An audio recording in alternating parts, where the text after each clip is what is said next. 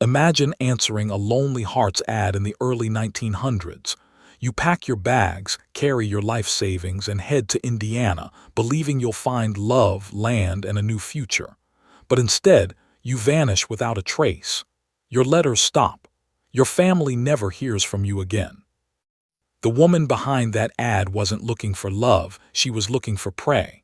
Her name was Belle Gunness, but history would remember her as Lady Bluebeard, a widow with a farmhouse full of secrets. By the time the truth emerged, at least a dozen men, maybe more, had been swallowed by her black widow's web. But Belle's story didn't start with personal ads or a lonely farmhouse. It started decades earlier, in a tiny Norwegian village, where a girl learned early on that life was cruel, and that survival sometimes required cruelty of its own. The making of Belle. Brynhild Paulstetter Storseth was born on November 11, 1859 in the rural village of Selbu, Norway. Her family was poor, living in a cramped one-room farmhouse. Her father, Paul, worked as a stonemason, scraping together what little money he could, while her mother tended to the children. Life was not easy in Selbu. Harsh winters, failed harvests, and grinding poverty were the backdrop of Brynhild's childhood. Neighbors remembered her as tall, broad-shouldered, and intimidating even as a young girl. She wasn't the delicate type. She was strong, capable of farm labor, and had a temper when pushed. Some would later claim they could already see something unsettling in her eyes, that cold, calculating spark of someone who never forgot a slight. One story from her youth became a grim foreshadowing of the woman she would become. According to local tales, a young Brynhild was pregnant as a teenager, only to be attacked by a man at a country dance. He kicked her violently in the stomach, causing her to miscarry. The man was from a wealthy family, and though Brynhild demanded justice, nothing was ever done. Friends said the incident hardened her, filled her with rage against men and a hunger for power and security she would never again live without. Whether the story was true or just gossip, it painted a picture of a young woman already carrying bitterness and anger. Coming to America. By her 20s, Brynhild knew there was no future for her in Norway. Opportunities were limited, and whispers spread that she had a temper too fierce to make a good wife. So she followed the path many Norwegians took in the late 1800s. She boarded a ship bound for America. When she arrived in Chicago in 1881, she reinvented herself. Brynhild became Belle Gunness, and she quickly set her sights on the two things she had always wanted: money and stability. For a time, she worked as a servant and even in a butcher shop, where she learned how to handle knives with skill and precision. That detail would later send chills through investigators as they uncovered her crimes. But Belle wasn't interested in being someone's maid forever. She wanted wealth, property, and independence, and she was willing to get it by any means necessary. Her first marriage. In 1884, Belle married a fellow Norwegian immigrant, Mads Sorensen. On the outside, they looked like any other hardworking couple chasing success in the booming city of Chicago. Together, they opened a small candy shop on Grand Avenue. But the shop struggled. Business was poor and debts piled up. Then mysteriously, the candy shop burned down. The Sorensens collected a handsome insurance payout. Neighbors whispered that the fire looked suspicious, but nothing was ever proven. It was the first sign of Belle's long relationship with fire, insurance policies, and sudden tragedy. The Sorensens lived in relative comfort after that, but their household was plagued by strange misfortunes.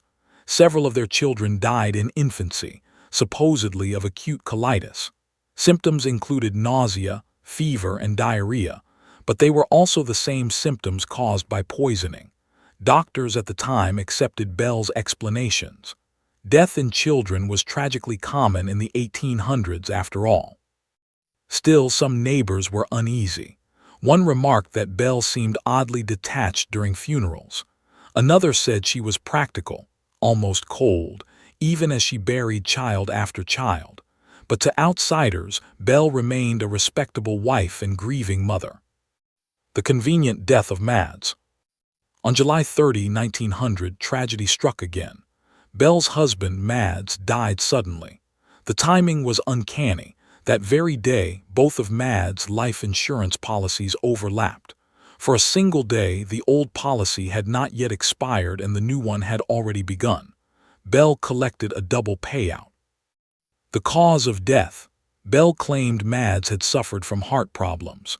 The family doctor agreed, recording heart failure on the death certificate, but another doctor had suspected strychnine poisoning. Still, with no hard evidence, the matter was dropped. Belle, now a widow, walked away with the equivalent of nearly $500,000 in today's money. She bought herself a farmhouse in Porte, Indiana, a sprawling 42-acre property where she could start fresh. But what Belle called a fresh start would soon become a nightmare for anyone unlucky enough to cross her path. The widow moves to Porte. With her insurance money, Belle set herself up as a prosperous widow in Porte. She was well-built, tall and imposing, over 6 feet in height and more than 200 pounds. Men found her intimidating, but Belle knew how to use her size to her advantage. She could work the fields like any man, butcher hogs with skill, and run her farm with ruthless efficiency. But neighbors quickly noticed her odd behavior. She didn't smile much. She rarely laughed. She was practical, calculating, and sometimes harsh. Belle was not the kind of woman who blended quietly into the background. And soon, she would not just be known as a widow running a farm. She would become something far darker, a predator hiding in plain sight, preparing for her next move. By the end of the 19th century, Belle Gunness had already buried children, burned down a shop, and profited from the sudden death of her husband. But this was only the beginning. Porte would soon learn that their new neighbor wasn't just unlucky. She was deadly.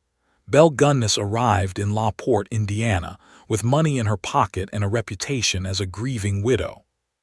To her new neighbors, she was a hardworking woman who had suffered terrible misfortunes in life, burying children, burying a husband, losing a business.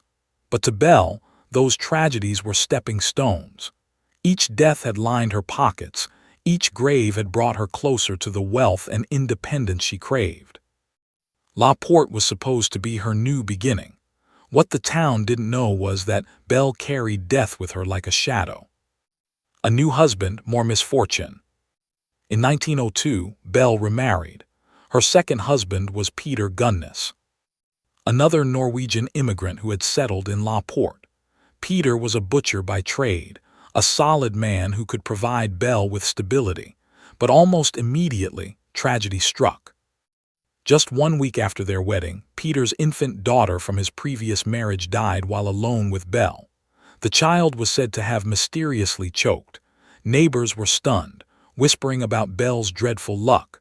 One unlucky child could be explained, but 2, 3, 4. The coincidences were piling too high.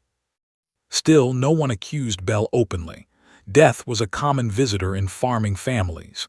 Children often fell ill. Husbands sometimes worked themselves to death. And Belle, with her stoic face and matter-of-fact explanations, always seemed ready with a reason. But the real blow came just 8 months later, when Peter Gunness himself turned up dead. The butcher meets his end. Peter's death was as bizarre as it was suspicious. According to Belle, he had been reaching for something on a shelf in the kitchen when a meat grinder or sausage machine fell and struck him on the head. Others claimed Belle told them he was scalded by brine while working with meat. The details shifted depending on who she was talking to. What didn't change was the outcome. Peter was dead. His brother, suspicious, demanded an inquest. A coroner's jury convened, neighbors testified, and the facts were debated. One farmhand even claimed he had seen Belle hitting Peter with a meat cleaver.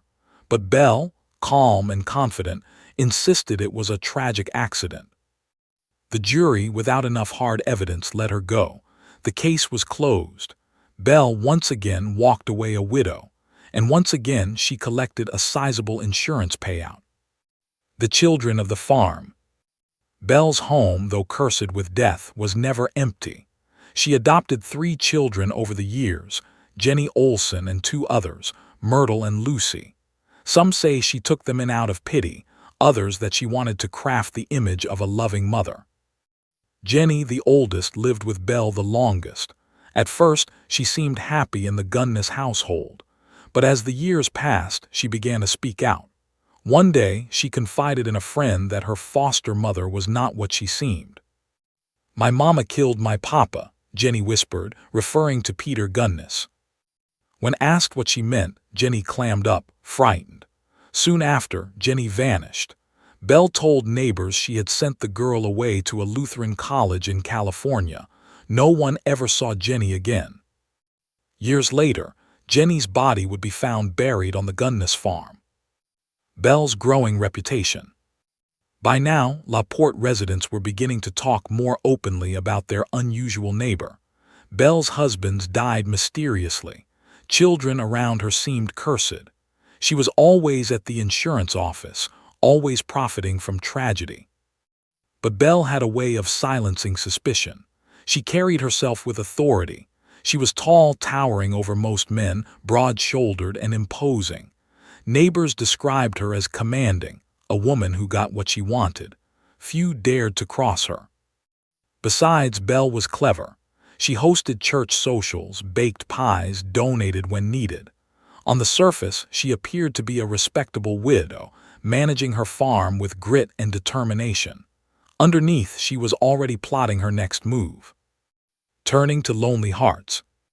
By 1905, Belle realized there was a new way to attract wealth. Men. Not just one husband at a time, but many suitors, each carrying savings, jewelry, and dreams of starting a new life with her. She began placing ads in Norwegian-language newspapers across the Midwest. Her words were carefully chosen. Personal, comely widow who owns a large farm in the finest district in La Porte County, Indiana, desires to make the acquaintance of a gentleman equally well provided, with a view of joining fortunes. No replies by letter considered unless sender is willing to follow answer with a personal visit. It was genius. Belle presented herself as wealthy and respectable but lonely. She wasn't begging for attention, she was offering opportunity. To poor or struggling immigrant men, the idea of marrying a prosperous farm widow was irresistible. And one by one, men answered her call. The disappearing suitors. The first men arrived with hopeful smiles and bags of money. They stayed at Belle's farmhouse, some even writing letters home about their plans for marriage. Then, suddenly, the letters stopped. Belle always had an excuse. One man left suddenly for the West. Another went back to Norway. Another ran off with strangers. Families grew desperate, writing letters asking questions. Belle, polite but curt, brushed them off. Behind the farmhouse, Belle was digging. Her farmhand, Ray Lampher, watched quietly. Ray was infatuated with Belle, hopelessly devoted, and she used his loyalty to her advantage. He helped around the farm, tended animals, and sometimes disposed of items Belle didn't want others to see. But when it came to the missing men, Ray began to suspect the truth. Belle's farm was becoming a graveyard. Building toward horror. By the end of 1906, Belle Gunness had refined her deadly system. Place an ad. Lure a suitor with promises of marriage and land. Make him bring his savings in cash. Once the money was in her hands, the man vanished, swallowed by the black soil of Indiana. Neighbors noticed new mounds of dirt in her hog pen. Belle claimed they were just garbage pits, nothing unusual for a farm. But the smell, some said, was unbearable. Dogs howled near the pits. Visitors wrinkled their noses. Still, no one dared accuse her directly. Belle was untouchable. She was the grieving widow, the hard-working immigrant woman. Men came and went, and who could keep track of bachelors on the move? What no one realized was just how many men had already entered Belle Gunness's trap, never to return. Belle Gunness had perfected her mask. To the world, she was a respectable farm widow. In reality, she was building her reputation as one of America's most ruthless female killers. And soon, her farm would reveal horrors that shocked the nation. Belle Gunness had now transformed her Indiana farmhouse into something far more sinister than a family homestead. On the surface, it was a place of hospitality, a welcoming home for lonely bachelors who dreamed of settling down with a prosperous widow. But in truth, it was a spider's web, and Belle sat at the center, patient and merciless. The ads of death.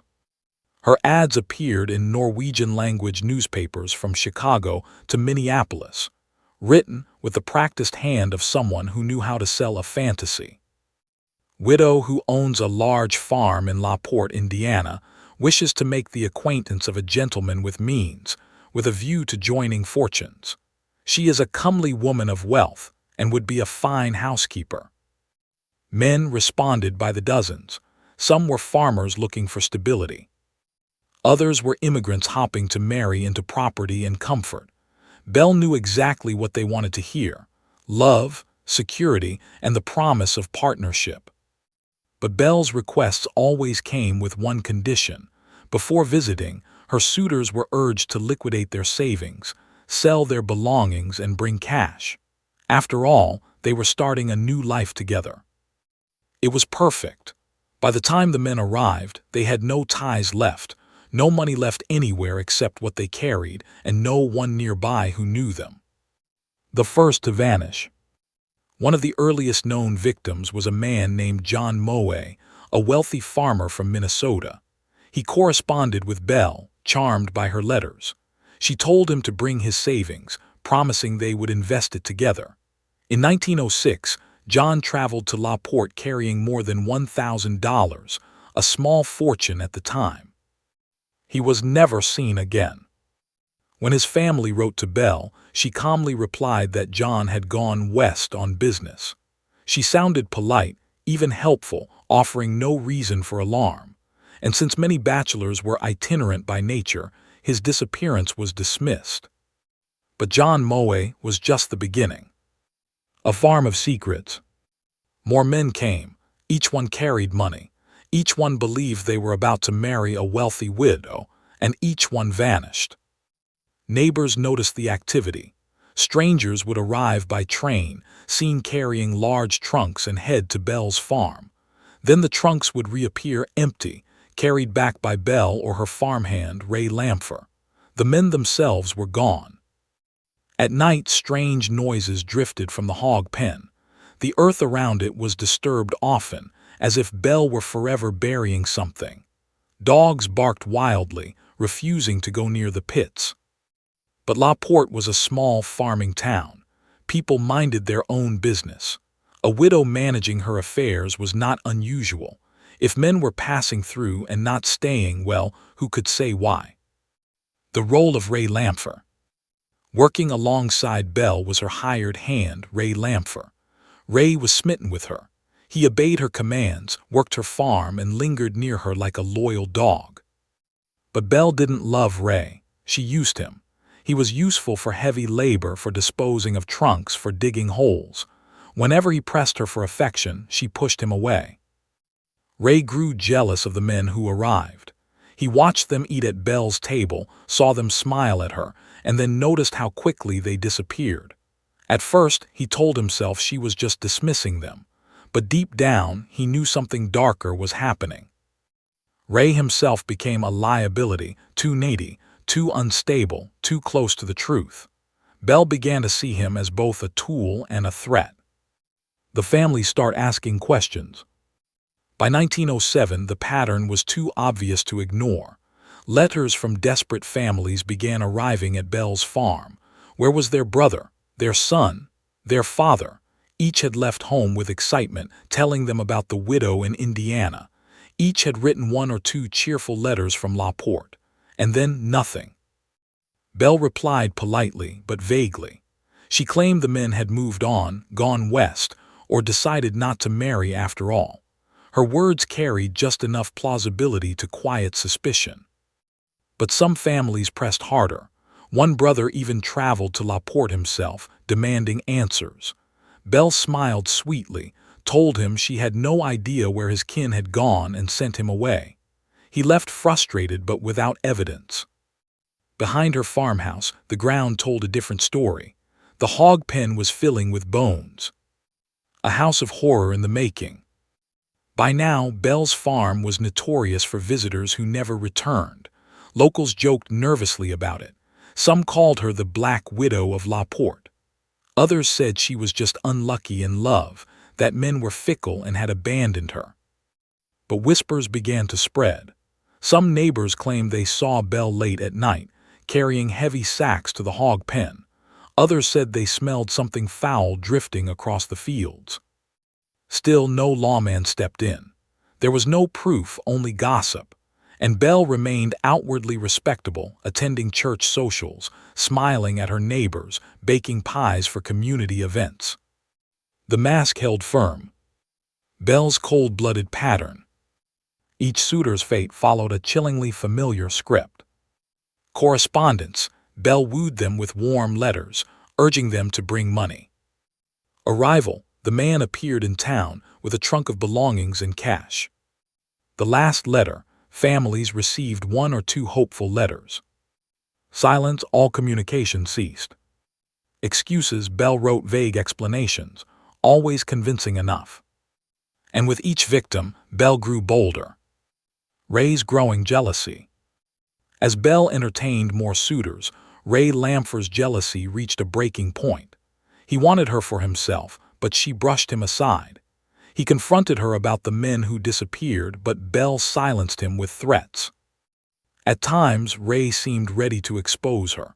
Other times, he clung to her, unable to break away. His obsession made him dangerous, not just to himself but to Belle. And Belle, who never tolerated liabilities, began thinking of how to rid herself of him. By the end of 1907, Belle Gunness was no longer just a widow with bad luck. She was a predator, perfecting her system. Her farm had become a graveyard of men who came seeking love but found only death. But Belle's story was far from over. Soon, her empire of lies would come crashing down in fire, blood, and the shocking discovery of what she had buried in her hog pen. By early 1908, Belle Gunness was living a double life more dangerous than ever. On the surface, she was still the prosperous widow of La Porte, a hard-working farm owner who advertised for companionship. But beneath that mask, her world was beginning to unravel. Too many men had vanished. Too many families were asking questions. And the one man who knew the most about her secrets, her farmhand, Ray Lamfer, was becoming unstable. The fractured affair. Ray had long been infatuated with Belle. He worked tirelessly for her, dug holes, carried trunks, and turned a blind eye to her darkest deeds. But Ray wanted more. He wanted to be her husband, her partner, her only man. Instead, Belle brushed him aside, calling him lazy, drunken, and unworthy. Worse, she continued inviting suitors through her newspaper ads. Ray raged with jealousy, furious at the strangers who arrived smiling at the woman he loved. Their arguments grew bitter. Neighbors heard shouts from the farmhouse. Some claimed Belle even threatened to have Ray arrested if he didn't leave her alone. Ray, consumed by jealousy and despair, began drinking heavily, and in his drunken rants, he sometimes spoke too freely. He hinted that Belle wasn't what she seemed, that men who came to her farm never left. Rumors began to swirl, and Belle, who survived by controlling her image, realized Ray was becoming a dangerous liability. Trouble at the farm. Around this time, Belle's financial situation was also tightening. Though she had collected money from countless suitors, her greed was endless. She wanted more land, more wealth, more security. But families of the missing men were growing restless. Letters piled up. Investigators began sniffing around. One particularly persistent brother, Asleh Helgelian, refused to stop searching for his missing sibling, Andrew. He would become the crack in Belle's facade. Meanwhile, Belle herself grew paranoid. She went to a lawyer in La Porte and made out a will, an unusual step for a woman her age. In it, she left her estate to her children. She confided that she feared for her life, claiming that Ray Lampher had threatened to kill her and burn her house down. To neighbors, she appeared like a frightened woman preparing for the worst. But to history, her actions looked more like careful planning. The night of the fire. On April 28, 1908, the Gunness farmhouse went up in flames. Neighbors were jolted awake by the glow of fire in the night sky. The farmhouse was already engulfed when they arrived. Flames roared through the windows, devouring the wooden structure. Some claimed they saw Belle's figure at an upstairs window, but the fire spread too quickly for rescue. By morning, nothing remained but smoldering ruins, and in the ashes, searchers made a gruesome discovery. The bodies in the cellar. In the charred cellar of the farmhouse, authorities found 4 bodies, 3 children, Myrtle, Lucy, and Philip, and the remains of an adult woman. The children were identified as Belle, but the adult body was headless. The corpse was female, but it had no skull, and its size didn't quite match Belle's famously large frame. Still, officials quickly announced that the remains belonged to Belle Gunness herself. The town was stunned. Was this the end of the Black Widow of La Porte? Had she really perished in her own home, consumed by fire along with her children? Or was it something else? Doubts and suspicion. From the start, doubts surrounded the headless body. Neighbors whispered that the corpse was too small to be Belle's. Belle was tall, over 200 pounds, broad-shouldered. The corpse in the cellar seemed far slighter, almost delicate. Where was the head? Why would Belle's skull alone be missing from the ruins? Some believed Ray Lampher had finally carried out his threats. The jealous farmhand was quickly arrested, accused of setting the fire and murdering Belle and her children. He denied it at first, but his story shifted. At times he claimed innocence, other times he hinted that Belle herself had planned the entire thing. A convenient death. For many in La Porte, the fire felt too convenient. Belle had been under pressure. Families of the missing men were demanding answers. Investigators were circling. Ray was threatening to expose her. And then, suddenly, she was gone, leaving behind a body too small to be hers and a trail of unanswered questions. Had Belle murdered another woman, staged the body to look like hers, and vanished into the night? Or had she truly died with her children, trapped by the flames of her own farmhouse? The townspeople couldn't agree, but one thing was certain: the fire had exposed more than just the Gunness family's remains.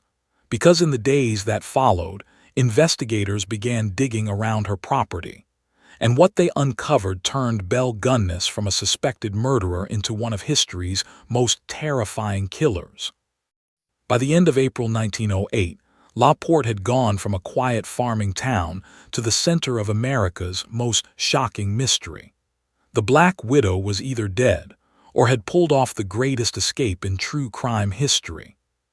And the ground around her farmhouse was about to give up its secrets. The smoke had barely lifted from the ruins of Belle Gunness's farmhouse when Sheriff Albert Smutzer ordered a full search of the property. The fire had already left a mystery in its wake: 3 children found in the cellar, alongside a headless female body that was declared to be Belle's. But the sheriff wasn't convinced. Something about the scene felt staged, and whispers from neighbors fed his suspicion. Belle had long been a figure of fascination and fear in La Porte. People gossiped about the men who came to her farm and never seemed to leave. Families of the missing had written letters, begging authorities to investigate. And then there was Aslehel Jellian, the brother of one such missing man, who refused to stop pushing for answers. So, with the farmhouse still warm from the blaze, men grabbed their shovels and headed out to the hog pen. They thought they might find scraps of burned belongings, maybe a few hidden valuables.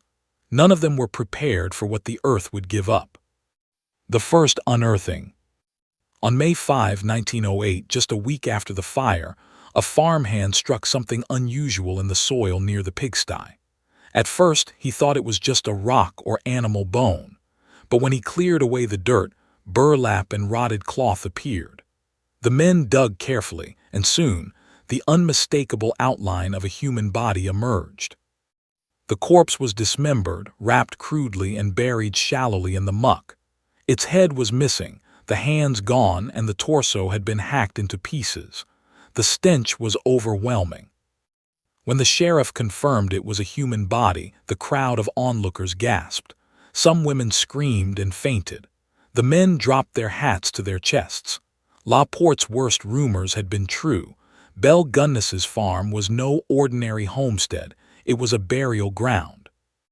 The farm becomes a graveyard. Word spread like wildfire.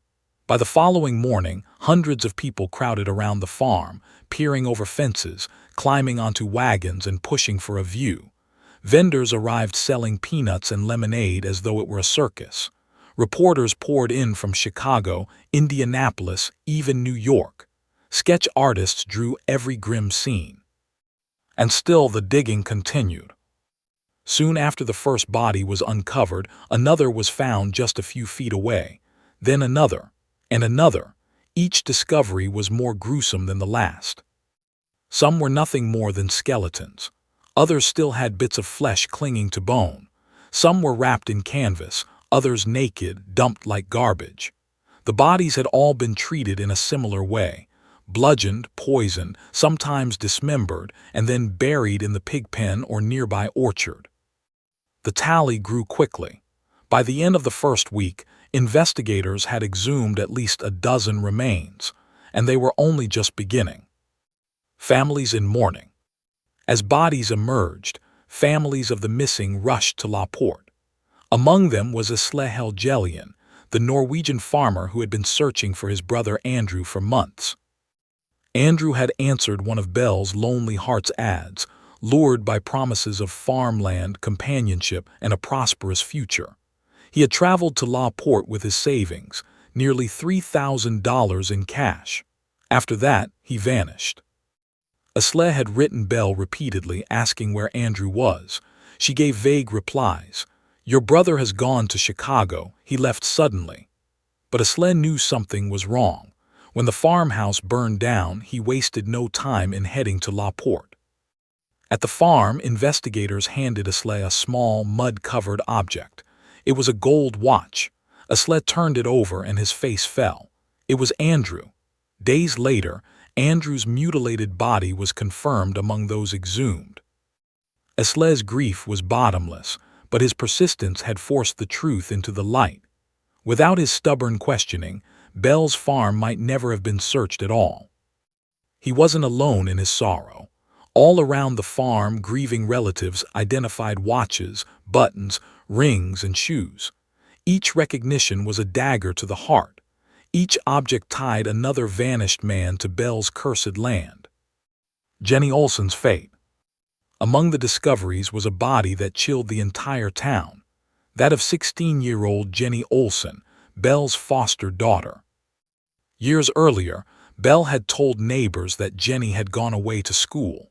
Some even remembered her boasting that Jenny would become a fine young lady in California, but Jenny had never left La Porte.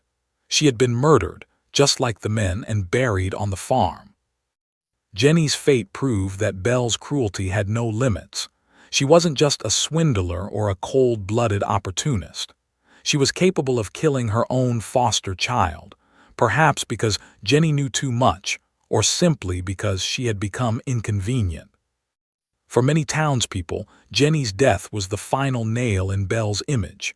Whatever sympathy they once had for her as a widow and mother was gone. She was a monster. The frenzy of the press. As the body count rose, the media frenzy exploded. Newspapers competed for the most lurid headlines. La Porte's female fiend. Lady Bluebeard's farm of death. Hell's half-acre. Stories exaggerated the numbers, some claiming that Belle might have killed 50, even 100 men. Reporters painted her as both cunning and unstoppable, a mastermind of murder who may have escaped her own death.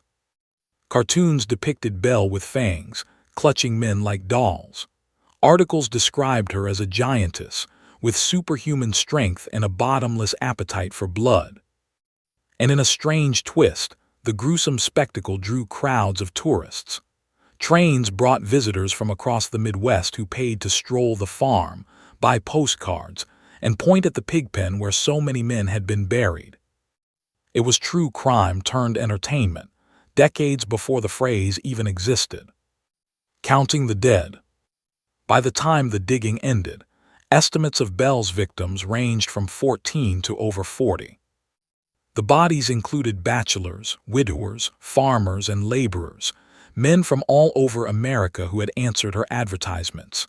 They had come with money and hope, believing they'd found love and security with a prosperous widow in Indiana. Instead, they were robbed, killed, and tossed into shallow graves. Some victims were never identified. Others were pieced together through scraps of belongings.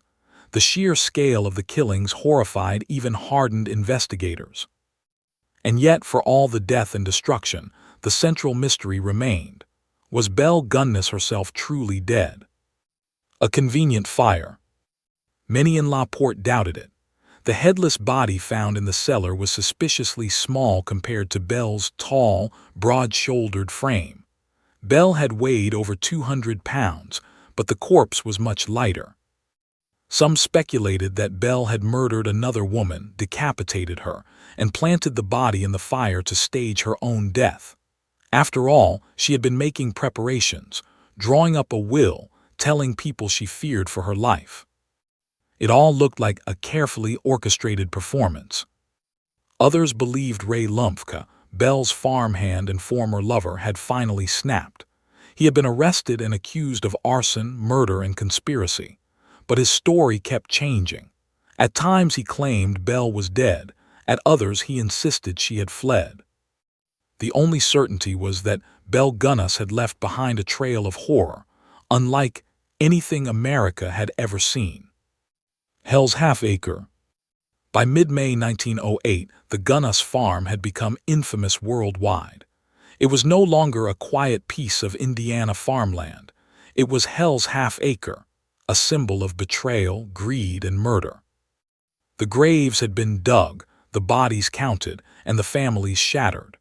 But the legend of Belle Gunness was only beginning, because even with the evidence in front of them, people couldn't stop asking the one question that haunted every corner of La Porte. Was the Lady Bluebeard really dead? Or was she out there, free, ready to kill again? The spring of 1908 had transformed La Porte, Indiana, from a sleepy farming town into the macabre center of the world's attention. Belle Gunness's femme, Hull's half-acre, had yielded up its secrets in the form of shallow graves, dismembered bodies, and the shattered dreams of dozens of men. But even as families mourned and newspapers screamed with lurid headlines, one question hung over every conversation, courtroom, and saloon in America. Was Belle Gunness really dead, or had the Lady Bluebeard staged the perfect escape? The trial of Ray Lumpke. The man accused of holding the answer was Belle's former farmhand and lover, Ray Lumpke. Ray had been arrested shortly after the fire that destroyed Belle's farmhouse. Prosecutors claimed he had set the blaze out of jealousy and revenge, killing Belle and her 3 children in the process. The trial opened in La Porte later that year, drawing even more attention than the grisly body discoveries. Crowds packed the courthouse, eager to hear every sordid detail. Reporters filled the benches, scribbling furiously as witnesses described Belle's life of deceit and Ray's obsession with her. The prosecution painted Ray as a bitter, drunken man who, spurned by Belle, set fire to her home in a fit of rage. They argued he was complicit in Belle's crimes, helping her dig graves and dispose of bodies. Ray's defense, however, told a different story. His lawyer admitted that Ray had quarreled with Belle, but insisted he was not guilty of murder. He argued that Belle herself had planned the fire as a way to disappear. Ray's confession. In 1909, while serving time in prison, Ray finally began to talk. His words poured fuel onto an already raging fire of speculation. According to Ray, Belle had been a cold-blooded killer long before the blaze. He claimed he had seen her poison men with strychnine-laced coffee, bludgeon them with a meat cleaver, or smother them in their sleep. He admitted to digging many of the holes where the bodies were later found, though he swore he never struck the killing blow himself. Most chilling of all, Ray described Belle's methodical approach. She would invite men to her farm with promises of marriage, land, and prosperity. When they arrived with cash or valuables, she charmed them, at least for an evening. But by the next day they were gone, often lured into the cellar under some pretense. There, Belle ended their lives without hesitation. "She was the smuttest woman I ever knew," Ray supposedly told a prison chaplain. "She could talk a bird out of a tree and then kill it with her bare hands." The escape theory. But Ray didn't stop at confessing Belle's crimes. He insisted she had not died in the farmhouse fire. According to him, Belle had grown nervous as investigators drew closer, and as families pressed harder for answers. She planned her disappearance carefully.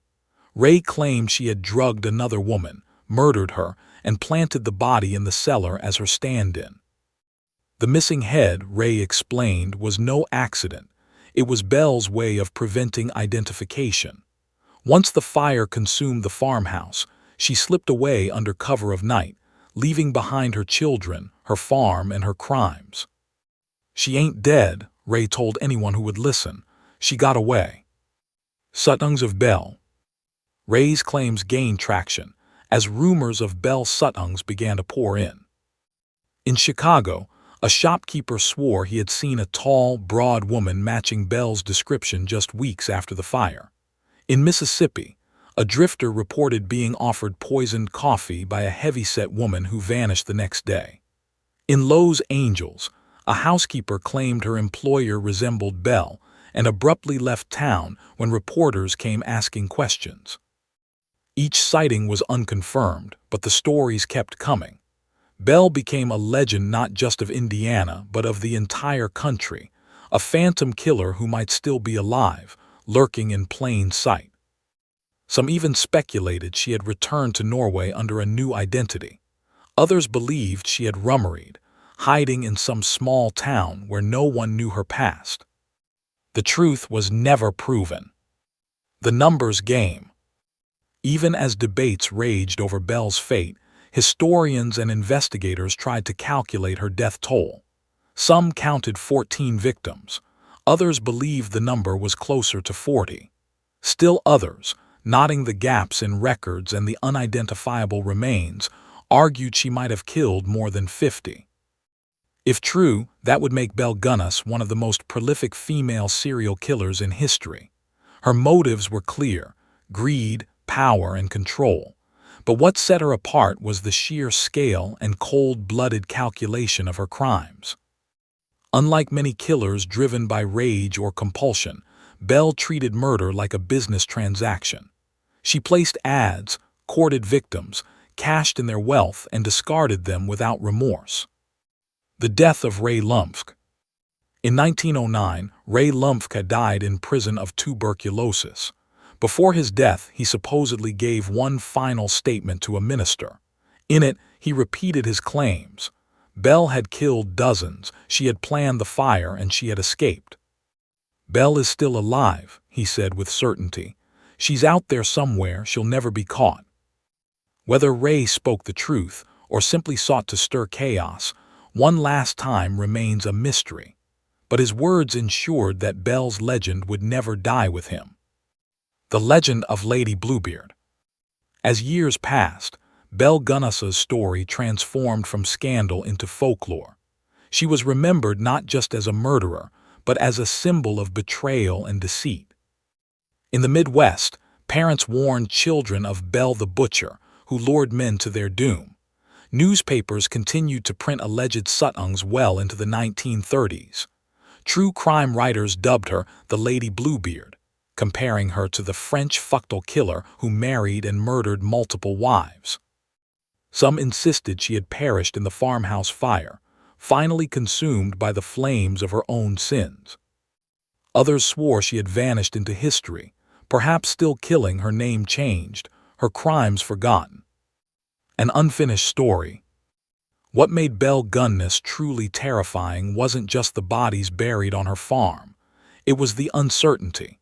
The idea that she might have escaped justice, reinvented herself, and walked freely among ordinary people. Every reported sighting rekindled that fear. Every unclaimed disappearance hinted she might still be out there. To this day, her death has never been definitively proven. The headless body in the cellar may have been hers, or it may not have. And so, over a century later, the legend of Belle Gunness endures. She was a widow, a mother, a farmer. She was a fraud, a poisoner, a butcher. She was the Lady Bluebeard of Porte, who lured men to her farm with promises of love and buried them in her pig pen. But the final question remains the same as it did in 1908. Did Belle Gunness die in the flames, or did she get away with everything?